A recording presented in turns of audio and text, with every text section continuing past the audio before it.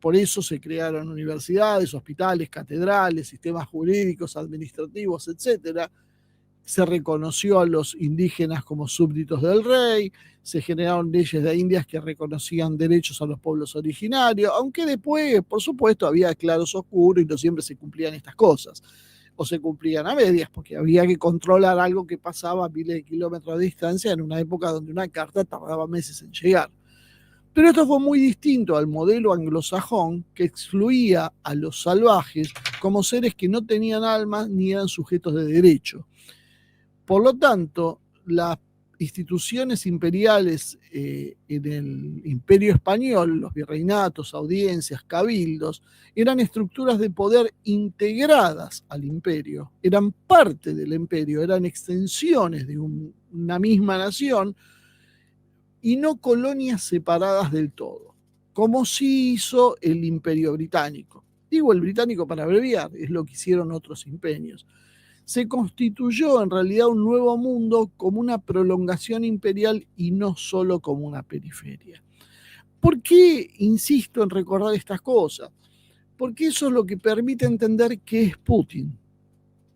Eso es lo que permite entender cuál es el camino que está recorriendo Putin. Por eso Putin reconstruye a Rusia sobre esos valores, que fueron una síntesis superadora.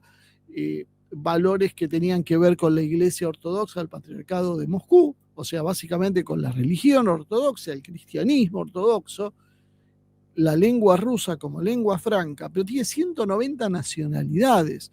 O sea, Rusia es una civilización, no es un país. Y cuando se lucha contra Rusia, se lucha contra una civilización, con la complejidad de eso que significa. Si ustedes miran videos, por ejemplo, de los soldados de Rusia combatiendo, va a encontrar los rusos rubios, descendientes de escandinavos, ¿cómo se llama?, de varegos, de vikingos, esos rubios y de ojos claros. Y después se va a encontrar con los rusos mongoloides, con ojos alargados, morochos, más bajos, con otras características físicas, porque son todos rusos vendiendo de otros pueblos, de otras nacionalidades. Porque Rusia es un mundo en sí mismo. Entonces, Rusia tiene esa cosmovisión del mundo y es la misma que tiene China. China tiene 54 etnias, que si bien la Han es la etnia predominante y por mucho, China comenzó a olvidar la revolución cultural y rescató el nacionalismo chino, rescató la tradición china y hoy está trayendo gente que practica la cultura china, que va desde la acupuntura hasta las artes marciales, la literatura, lo que se les ocurra, que se había perdido y que muchas veces estaba en la diáspora, porque están reconstruyendo su entramado nacional. Y lo están haciendo dándole un especial lugar a las etnias que lo componen. No están aplastándolas o borrándolas bajo la unificación que intentó el socialismo, sino están haciendo lo contrario. Están dándole mayor protagonismo e integrándolas, siempre por supuesto bajo la conducción de Beijing. Irán, de estos viejos imperios, tal vez era el más venido a menos, el que menos lo teníamos en cuenta, porque no tenía el tamaño de China y porque no tenía las armas nucleares o la fortaleza que tenía Rusia. Pero seguía teniendo su orgullo, y de ahí es donde Irán volvió a reconstruirse en base a que, otra vez, a ir a sus raíces, a abandonar la modernidad, inclusive la modernidad occidental con toques más socialistas, podríamos decir, e Irán se reconstruye a partir de ¿qué? A partir de la revolución islámica, que es la parte más importante, podríamos decir, de su historia y tradición, dado que tiene 1500 años de antigüedad dentro de Irán. Entonces, Irán consigue volver a ponerse de pie, haciendo ¿qué? Mirando otra vez a su interior, mirando a sus tradiciones. Por eso Irán implementa un gobierno teocrático, como algunos le dicen, que ellos dicen que no es un gobierno teocrático, es un gobierno laico, pero que tiene referencia a la religión. Y es lo mismo que tiene Rusia con Putin y la Iglesia Ortodoxa. Por supuesto, adecuado a cada realidad, pero es lo mismo. O sea, vivimos, pero el modelo espiritual que nos guía, en un caso es el cristianismo, en el otro caso es el Islam versión chi, y eso es lo que no tiene Occidente. Occidente no tiene ese alma. ¿Qué alma tiene Occidente fuera de ganar dinero? Fuera de ser poderoso y oprimir a los que tiene alrededor. Ninguna. ¿Cuál es el modelo cultural de Occidente? Todo se reduce a libertad de expresión, igualdad de derechos. No hay más que eso. No hay sustancia atrás. Eso creo que es el gran problema y la gran diferencia de lo que se está viviendo hoy.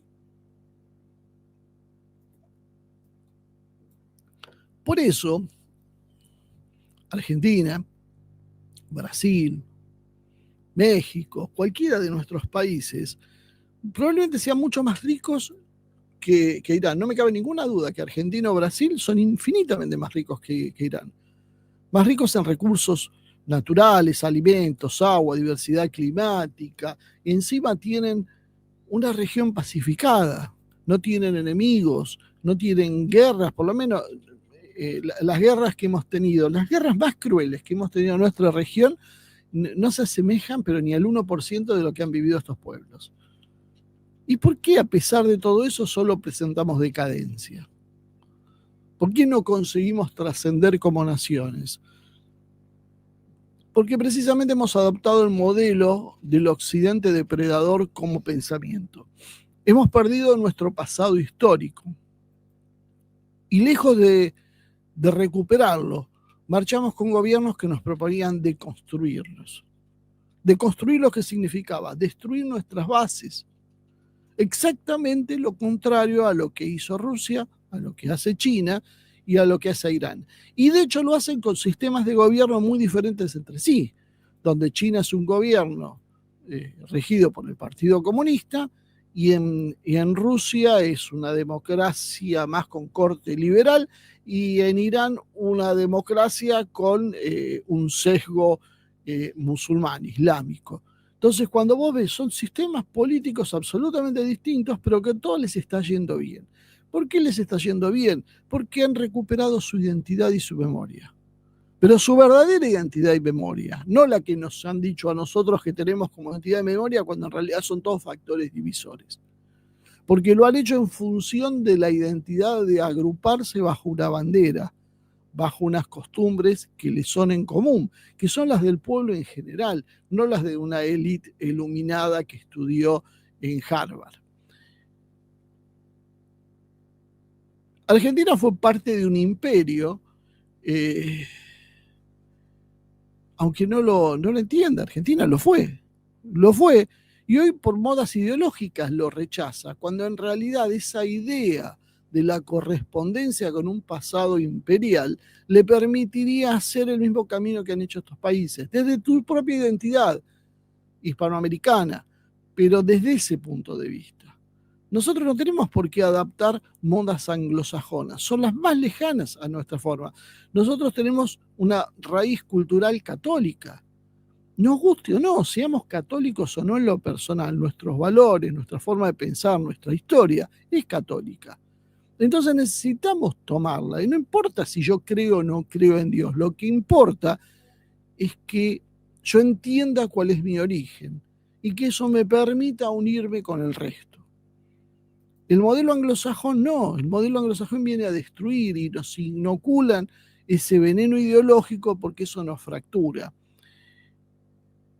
Por eso, Argentina, Brasil o cualquiera de nuestros países tiene la posibilidad de salir mirando su verdadero pasado, sobre todo su época más gloriosa, y no perderse en divisiones, entender su síntesis, porque Rusia fue zarista, después fue bolchevique, y ahora es otra cosa, pero ha sintetizado el zarismo y los bolcheviques y el comunismo para alumbrar la nueva Rusia que hoy está surgiendo. Lo mismo con China, lo mismo pasa con Irán. Tomaron parte de sus experiencias pasadas y buscaron las más sanas y sobre eso construyeron en función de incluir a todos. Esa creo que es la razón final por la cual se han fortalecido, porque se fortalecieron mentalmente en base a lo que eran, y eso después se traduce en obras públicas, en crecimiento, infraestructura, poder militar, poder económico y demás.